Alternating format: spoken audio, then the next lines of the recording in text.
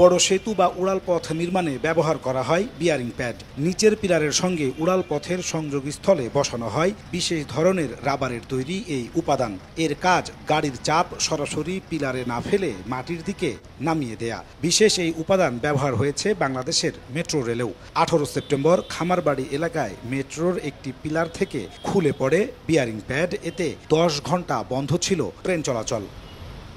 বিশেষজ্ঞরা বলছেন, bearing pad যে জায়গায় খুলে গেছে সেটি ট্রেনের বাঁক নেওয়ার স্থান, ফলে সেখানে চাপ তৈরি হয় বেশি। কিন্তু মেট্রো রেলের ভায়াডাক্টের নকশাতে এই বাঁক স্থানে অতিরিক্ত চাপের ব্যাপারটা বিবেচনায় নেওয়া হয়নি। প্যাড বিয়ারিং ধরে রাখার ব্যবস্থাও রাখা হয়নি সেখানে, ফলে অতিরিক্ত চাপে রাবারের প্যাড খুলে আসার জন্য নকশাগত এই ত্রুটিকেই দায়ী করছেন এই বিশেষজ্ঞ। কার্ভ সেকশন থেকে আমরা স্ট্রেট সেগমেন্টে যাচ্ছি, এটা একটা ট্রানজিশন জোন।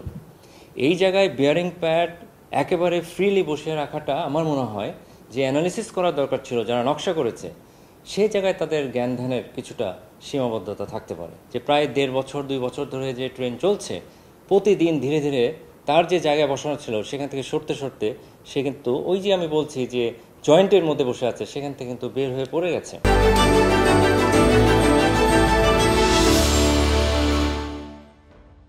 এই জন্য পিলার ও ভায়াডাক্টের সংযোগস্থলে স্ক্রু বা নাট বল্টুর মাধ্যমে বিয়ারিং প্যাড আটকে রাখার ব্যবস্থা করার পরামর্শ জানিয়ে এই বিশেষজ্ঞ বলছেন, রাবারের বিয়ারিং বাদ দিয়ে উন্নত প্রযুক্তির টেকসই ও অধিক চাপ সহনশীল পড ব্যবহার করতে হবে।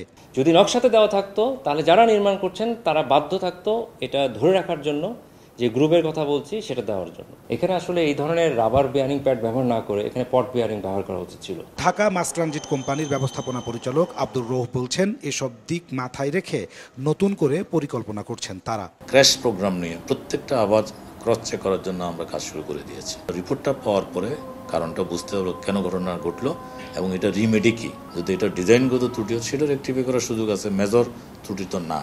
এটা সিম্পল, আপনি যেটা বললেন যে স্ক্রু দিয়ে করা যায়, লোয়ার ফ্রেম দিয়ে করা যায় এবং এটাকে ঢালাই করে করা যায়, এই বিষয়গুলো আলোচনা হচ্ছে। কিন্তু which one is more applicable এবং মোস্ট সিকিউর সেটা আমাদের বের করতে হবে। নির্মাণাধীন মেট্রো লাইনগুলোর নকশাতেও প্যাড ধরে রাখার বিশেষ ব্যবস্থা রাখা হবে বলেও জানান ব্যবস্থাপনা পরিচালক। নাজমুস সালেহী, সময় সংবাদ, ঢাকা।